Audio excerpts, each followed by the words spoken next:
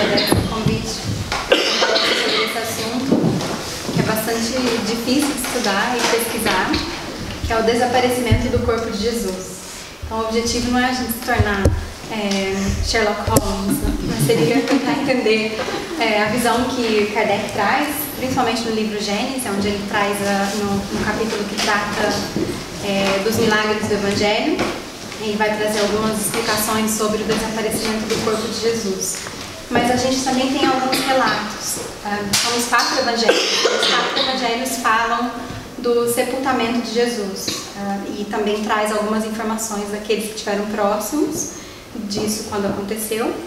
E alguns espíritos também que estavam próximos e participaram do sepultamento do corpo de Jesus. Então a gente vai iniciar trazendo... Tem vários evangelhos que falam sobre isso. Eu achei que o de Mateus estava um pouco mais detalhado, para contar um pouquinho mais a história de como tudo isso aconteceu. Então houve a crucificação e depois passa pelo processo do sepultamento.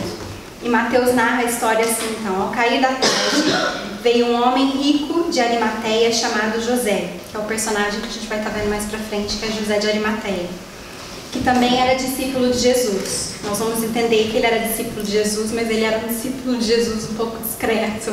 Ele não queria declarar que ele era simpatizante dos ensinamentos de Jesus. E esse, então, José de Arimateia, foi a Pilatos e pediu o corpo de Jesus. Então Pilatos mandou que lhe fosse entregue esse corpo. Ele assina um documento na qual ele dá a liberação do corpo de Jesus. E José, tomando o corpo, envolveu num pano limpo de linho e depositou no seu sepulcro novo. Então ali narra a história que José de Arimateia era um homem rico, era um judeu, ele fazia parte do Sinédrio, então ele era um dos doutores da lei também. Tinha bastante, ele defendia as histórias, ele defendia os princípios que Jesus ensinava, mas ele não tinha muita coragem de enfrentar o Sinédrio, por exemplo, Pilatos também. Então várias vezes ele titubeou se falaria ou se estaria interferindo no processo de condenação de Jesus e da crucificação, mas não teve coragem. Então depois que ele ouve que Jesus é crucificado, ele então decide dar um funeral honrado a Jesus. Então ele vai e pede, toma coragem e pede então a Pilatos que libere o corpo de Jesus. E aí ele vai seguir a tradição dos judeus, que tem todo um cuidado no sepultamento, né? Eles passam óleo, perfumados, enrolam em panos de linho, como é colocado e narrado no Evangelho. E ele tinha um túmulo, se a gente vê a imagem ali, deixa eu voltar, era mais ou menos assim os túmulos. Você andava dentro e fechava com uma rocha depois. E esse túmulo de José de Arimateia, diz a história, era novo, não tinha nem, ele tinha adquirido recentemente, era novo e era para ele. Ninguém tinha sido sepultado. Então ele decide então dar isso como um presente, certo? Pela própria consciência, por admirar os ensinamentos de Jesus. Então José, tomando o corpo, envolveu-o num pano limpo de linho e depositou no seu sepulcro novo, que havia aberto em rocha.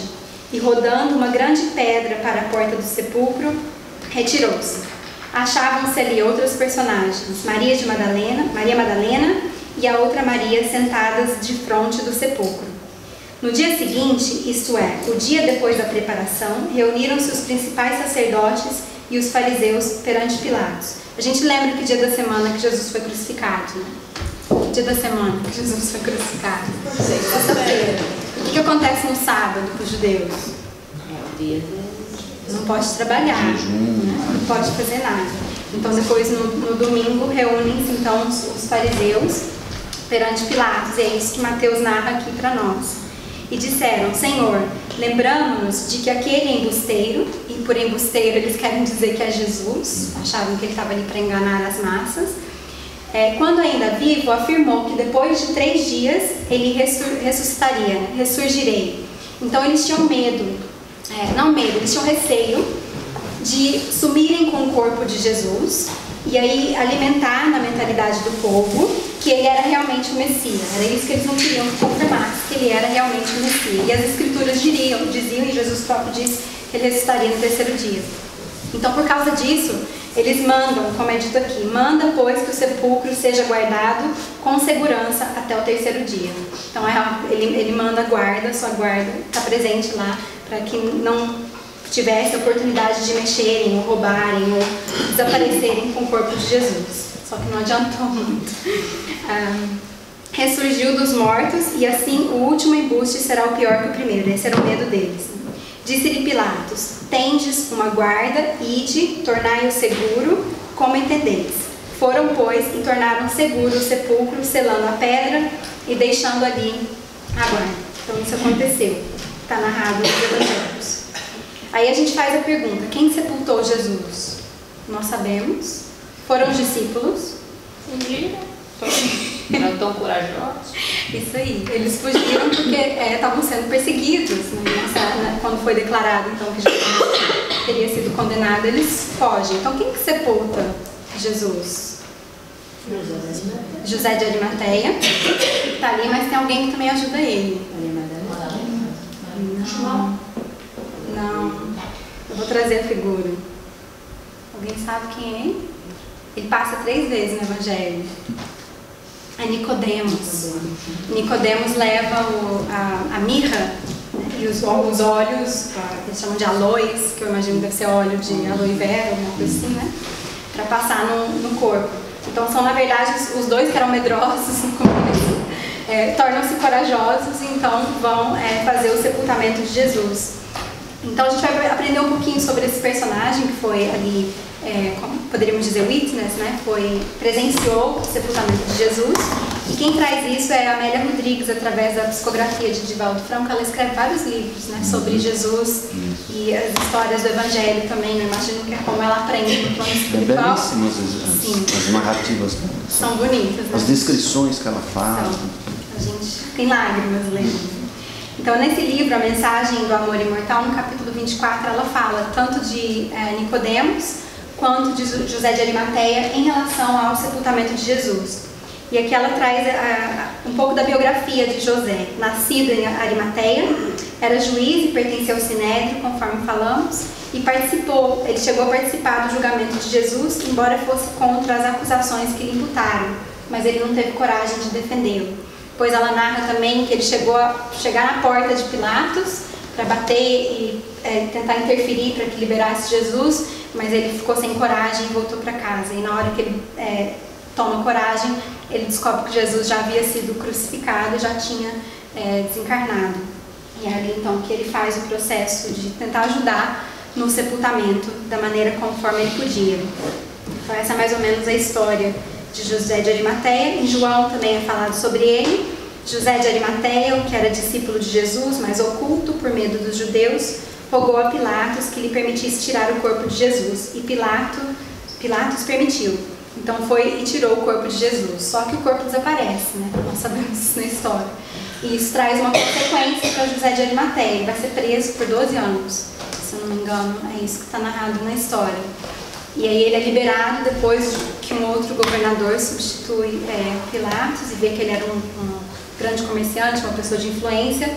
Então o libera e ele constrói a sua fortuna novamente e funda e patrocina estudos cristãos. Ele patrocina e facilita com que os cristãos então possam estudar as passagens do Evangelho. Então é um personagem bastante importante também na história do cristianismo, embora seja bem discreto e oculto a sua presença. Nicodemos, que a gente aprende uma das grandes lições que Jesus traz para nós no Evangelho, que é a lição da reencarnação, que ele vai ensinar. Nascer de novo. Aquele que não nascer de novo não verá o reino. Do Espírito, isso, não alcançará o reino dos céus. Isso, não alcançará o reino dos céus, aquele que não nascer de novo. Então, ele também auxilia no processo do sepultamento. Nesse mesmo livro, Amélia Rodrigues fala dele, nessa passagem. Tomaram, pois, quer dizer, Nicodemos e José de Arimateia, o corpo de Jesus e o envolveram em lençóis, que ele levara. Era Nicodemos que tinha levado, com aromas, como é de uso entre os judeus, na preparação para o sepulcro. No lugar onde Jesus fora crucificado havia um jardim e neste um sepulcro novo, no qual ninguém tinha sido ainda colocado. Então era um sepulcro onde familiar nenhum tinha sido enterrado.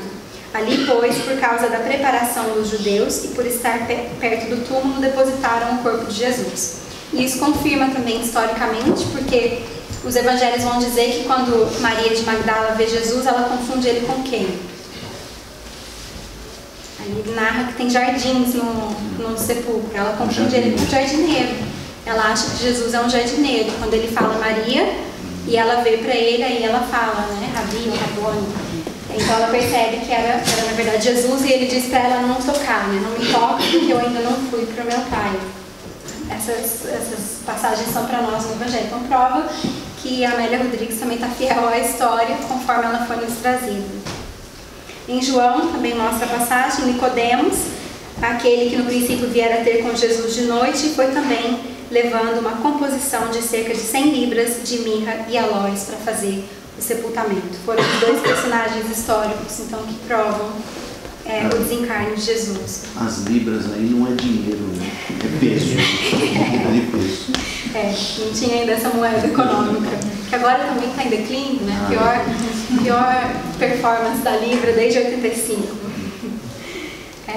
E o desaparecimento, então? O que Kardec fala sobre isso? Porque o desaparecimento do corpo de Jesus não só gerou no passado, como gera até hoje, né? Todo tipo de especulação que existe. Vão existir documentários na BBC, no YouTube, várias pessoas com várias teses do que aconteceu com o corpo de Jesus. Aliás, existem 5 lugares turísticos no mundo onde vocês podem visitar o túmulo de Jesus. Tem um até na Índia, porque tem uma conspiracy theory, né? Uma teoria de conspiração, de que ele havia fugido, ele não foi crucificado, ele havia fugido para a Índia e depois foi sepultado na Índia também, mas outros 4 locais que a gente pode visitar o túmulo de Jesus também, né? Isso é o critério de cada um, mal acreditar. O que chegar mais perto, né? Esses locais são que estão faturando por clamar inteiro o túmulo de Jesus. Então Kardec também faz ou pesquisa dentro do que os espíritos apresentam, como é que será que seria então esse desaparecimento do corpo de Jesus, como explicar, ou como os espíritos estariam explicando isso à luz da ciência espírita. E ele nos diz assim: o desaparecimento do corpo de Jesus após a sua morte ha sido objeto de inúmeros comentários. Atestam-no os 4 evangelistas, baseado nas narrativas das mulheres que foram ao sepulcro no 3º dia, depois da crucificação, e lá não o encontraram. Então foi no 3º dia, conforme havia prometido Jesus, que elas vão buscar, continuar, né, a tratar do corpo para o sepultamento. Então a gente sabe que ele foi crucificado na sexta-feira. Na sexta-feira ainda, Nicodemos e José de Arimateia pede o corpo, porque sabia que se deixasse no sábado ninguém faria nada, porque ninguém pode trabalhar no sábado, segundo o judaísmo. E o que acontecia com as pessoas que eram crucificadas é que geralmente elas eram deixadas ao léu, né? Ou o corpo entrava em putrificação e ali ficava. Ninguém geralmente fazia nada porque eram consideradas pessoas de má vida. Então elas não iam ter um cuidado que um sepultamento digno. Um tratamento digno, que seria um sepultamento funerário. Então José de Arimateia faz questão de então retirar o corpo na sexta-feira mesmo. E na sexta-feira ele e Nicodemos fazem aquele processo que está narrado no Evangelho. No sábado e no domingo é quando Pilatos manda então que os guardas fiquem guardando e fechem o túmulo para que nada aconteça. E as mulheres chegam no 3º dia e lá ele não estava. Quais seriam então as hipóteses que Kardec coloca para isso? Tem algumas que ele narra na Gênesis, no capítulo 5º. Ele diz que durante muito tempo atribuiu-se isso a um fato milagroso, porque tudo que a gente não consegue muitas das vezes explicar, a gente diz que é um milagre, é algo sobrenatural. Mas a gente aprende no Espiritismo que não existe nada que seja sobrenatural, porque senão não estaríamos sendo regidos por leis universais. Então tudo que acontece tem uma explicação através de uma lei universal física ou espiritual que às vezes a gente desconhece. O segundo seria uma subtração clandestina. Quem que foi lá roubar o corpo de Jesus, ou quem que tinha interesse em sumir com o corpo de Jesus. E aí poderíamos questionar, será que seriam os discípulos? Mas a Maria falou o que aconteceu com os discípulos. Se mandaram, né? Comer. Então com certeza eles não estariam voltando lá para clandestinamente fazer a subtração do corpo de Jesus, especialmente porque tinham guardas. Ali eles seriam presos mesmo. Então, será que foram os doutores da lei do Sinédrio que queriam sumir com o corpo de Jesus? Nós achamos. Os fariseus. Os fariseus queriam sumir com o corpo de Jesus? Na verdade, não, porque o interesse deles era demonstrar que ele havia morrido.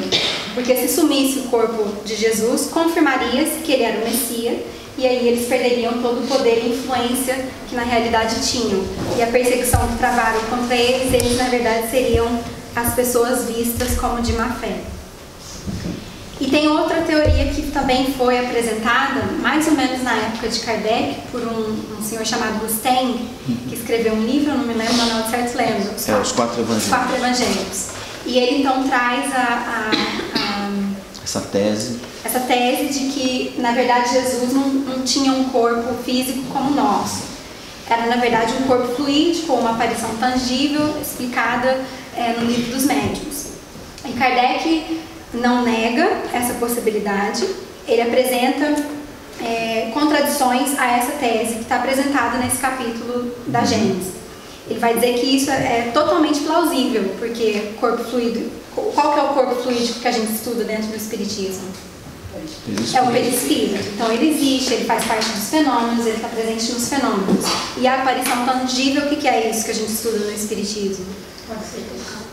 Materialização. A materialização, a ectoplasmia. Então a gente sabe que isso é uma propriedade também do perispírito, que o espírito pode se materializar, e aí a gente pode tocar, sentir. Tem as várias propriedades relacionadas ao perispírito que se apresentariam nessa colocação. Então Kardec vai estudar todos esses três fatos para tentar derrubar uma por uma dessas teorias e na realidade apresentar que seria mais condizente com a razão e com o ensinamento dos Espíritos.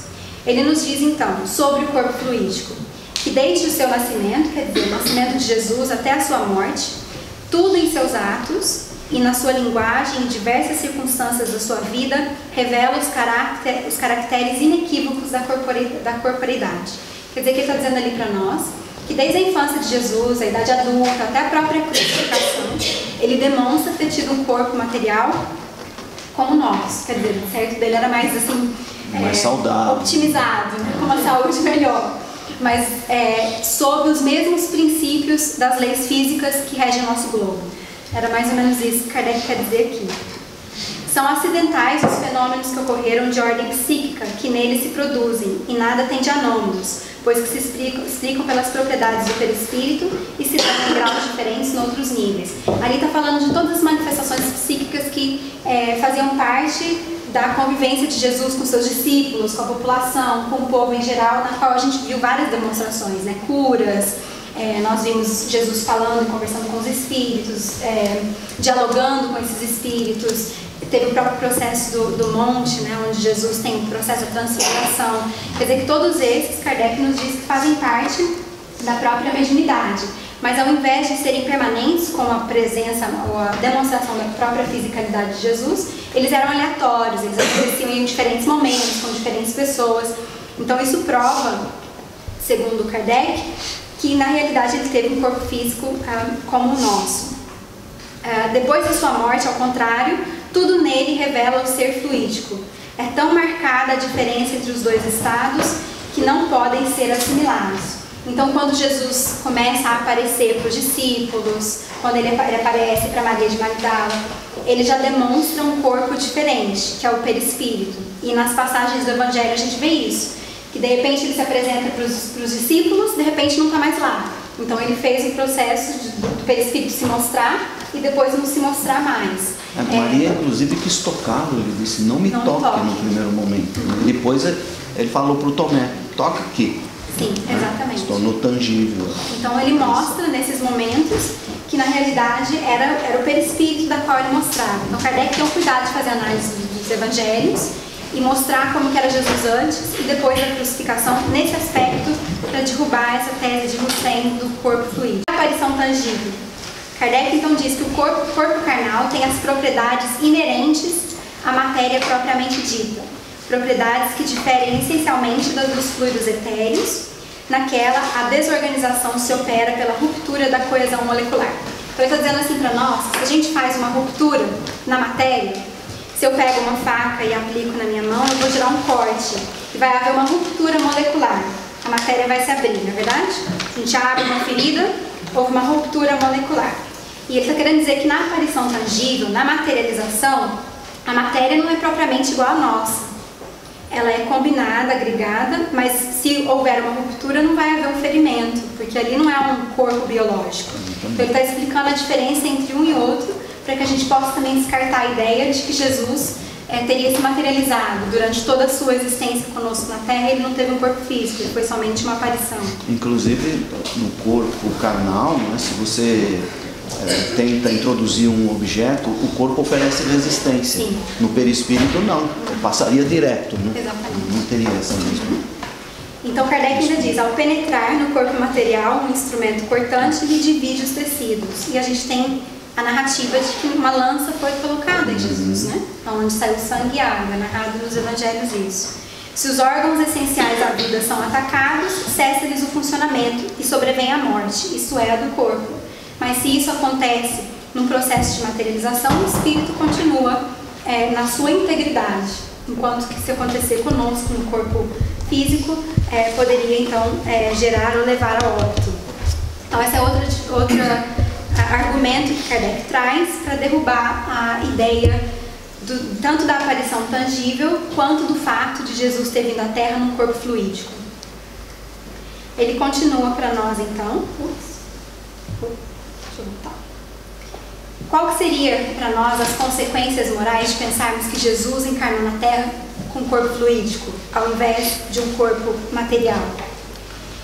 Às vezes a gente pode achar que isso não é muito relevante ou não tem muita importância, mas Kardec dá bastante importância nisso. Porque se dissesse que Jesus encarnou na Terra com um corpo fluídico, todos os desafios que ele passou pela Terra seriam meio que em vão. E ele seria, na verdade, um enganador, não é verdade? Seria uma farsa. Seria uma farsa. Como é que ele nos ensinaria a ter resistência, resignação diante das dificuldades, a vencermos, às vezes, as limitações do nosso corpo, se na realidade ele não tivesse demonstrado isso na existência de um corpo físico? Então é por isso que Kardec nos traz, então, a explicação tão clara nesse capítulo. Então, se tivesse um corpo fluídico, a dor é consequência do nosso sistema nervoso central. Quando recebemos quando existe um estímulo, os nossos nervos conseguem captar e essa dor é mandada um sinal para o nosso cérebro e a gente sente a dor e temos ou não resistência a essa dor. Sem o corpo físico, isso na realidade não existe. Quando a gente vê os espíritos falarem sobre dor, em relação ao plano espiritual, fala-se muito sobre a dor moral, né? Aquele sentimento, às vezes, de arrependimento, de ter causado um sofrimento numa outra pessoa, mas não a dor física. E também as necessidades. Quer dizer que tendo um corpo físico, existem necessidades, obviamente, que se o espírito é mais elevado, ele tem maior ascendência sobre esse corpo, que era o caso de Jesus, mas ainda assim havia necessidades. Quando ele estava na cruz, o que ele diz? Tenho sede, é uma necessidade física. O que nós fizemos? Damos vinagre para saciar essa sede. Mas ali ele mostra uma necessidade física, está demonstrando que na realidade era um corpo físico e não um corpo fluídico.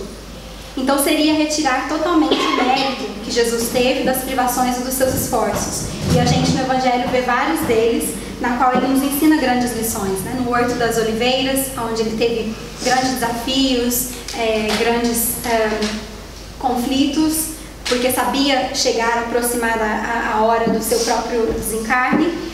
Nós vamos ver também o martírio da crucificação, então toda a dificuldade que ocorreu durante a crucificação, que trouxe martírio físico, e as sensações físicas que foram trazidas em várias experiências que Jesus na realidade nos ensina e nos apresenta. Então Kardec, no mesmo capítulo da Gênesis, vai fazer a pergunta que eu acho que todos nós nos questionamos durante a história da humanidade. Então, o que se transformou? Em que se transformou o corpo carnal de Jesus? Aonde que foi parar? O que aconteceu? Porque existem vários arqueólogos que no mundo às vezes clamam ter achado as ossadas, o túmulo, vestígios de onde isso aconteceu. Mas na verdade, mesmo com o uso do DNA hoje, não tem material de comparação que a gente possa fazer. Então não chegaremos a eu imagino que não chegaremos a essa conclusão com os instrumentos que a ciência se dispõe hoje. Nós chegaremos, eu imagino, através do estudo, da espiritualização, e aí quando tivermos a oportunidade, o mérito e a maturidade, nos será revelado como que essas coisas aconteceram e nós chegaremos mais próximos do conhecimento das leis espirituais, porque por trás disso estão leis espirituais que talvez se nos fossem explicadas hoje não acreditaríamos ou desprezaríamos, como já desprezamos muitas dessas leis conforme elas nos foram apresentadas ao longo da humanidade, da história da humanidade. Mas hoje também tem a física quântica. Sim. Que entra por esse canto também, procura dar uma explicação para esses fenômenos. Exatamente, e ajuda bastante. A física quântica comprova muito do que a gente estuda no livro dos médiuns, na ciência espírita, né? Vai trazendo as confirmações que o próprio Kardec nos disse, né? Se a ciência discordar do que eu estou apresentando, do que o espiritismo está apresentando, deixe o espiritismo e vá com a ciência. Então é bom a gente ver a ciência, na verdade, comprovando muito daquilo que a gente já estudou e continua a estudar. Kardec então diz, interessante que ele diz isso no item 67, no capítulo 15. Não são todos os livros ou as traduções da Gênesis que trazem esse item. Algumas, esse item foi omitido. Então na tradução de Carlos de Brito em Baçaí, esse item está presente. Tem algumas outras edições, eu não sei, da LAC e da FEB, que esse item foi tirado. Então, nos é dito assim, da tradução que veio do francês, né? Se os espíritos ainda não resolveram essa questão pela unanimidade dos seus ensinamentos, por que ele fala isso? Quando a gente estuda o Evangelho segundo o Espiritismo, a gente vai aprender que os ensinamentos dos espíritos têm um controle de qualidade, né? Um PROCON, se fôssemos dizer, dos ensinamentos dos espíritos.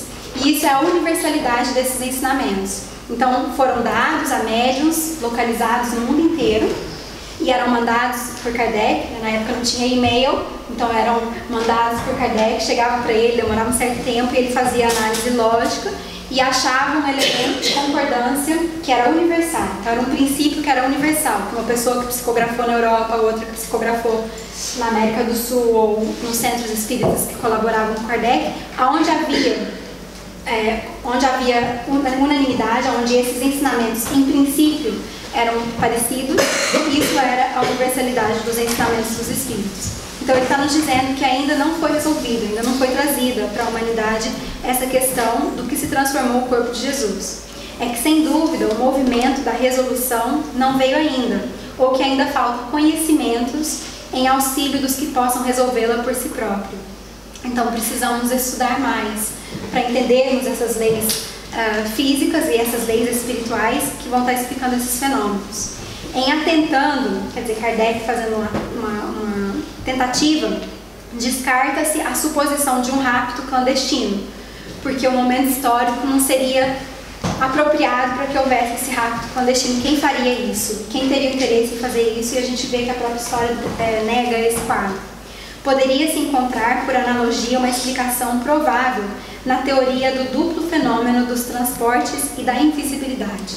É onde ele traz, então, referência ao livro dos médiuns, onde explica certos fenômenos mediúnicos. Primeiro, de transporte, porque nós sabemos que os espíritos conseguem transportar objetos e corpos de um local para o outro, e em certos momentos eles até conseguem esconder ou não fazer com que esses objetos não sejam visíveis aos nossos olhos, através da manipulação dos fluidos. Então eu poderia tornar esse laptop invisível, ou vocês não conseguiriam vê-lo, e ele seria transportado de uma sala para outra, de um local no globo para outro. Então é isso que Kardec pode dizer que está associado a isso. Ou da invisibilidade, que seria justamente essa manipulação de fluidos, das quais os espíritos mais elevados conseguem fazer. Às vezes também tem aqueles que são muito inteligentes, mas não moralizados, que também sabem manipular esses fluidos para fazer isso. Então não temos uma resposta absoluta. Kardec vai descartar muitas daquelas teorias que negariam toda a grandiosidade de Jesus como um espírito que é o responsável pelo nosso globo, pela evolução dos espíritos que aqui se encontram. Então não seria condizente dizer que ele não teve um corpo material e passou por todas as dificuldades para nos provar que é possível também evoluir através dessas dificuldades. Kardec então dá algumas dicas do que poderia ser sem confirmar com certeza que é isso. Então ele conclui para nós dizendo que Jesus teve, sem sombra de dúvida, como todos nós humanos, um corpo carnal e um corpo fluídico, que é o nosso perispírito, o que é confirmado pelos fenômenos materiais e os fenômenos psíquicos que assinalaram a sua vida. E aí cabe a nós estudarmos essa ciência espírita, que agora a gente começa a ter os primeiros passos para que a gente possa um dia conhecer as leis espirituais que regem o nosso globo e entender o que aconteceu com o desaparecimento do corpo de Jesus. Muita paz a todos.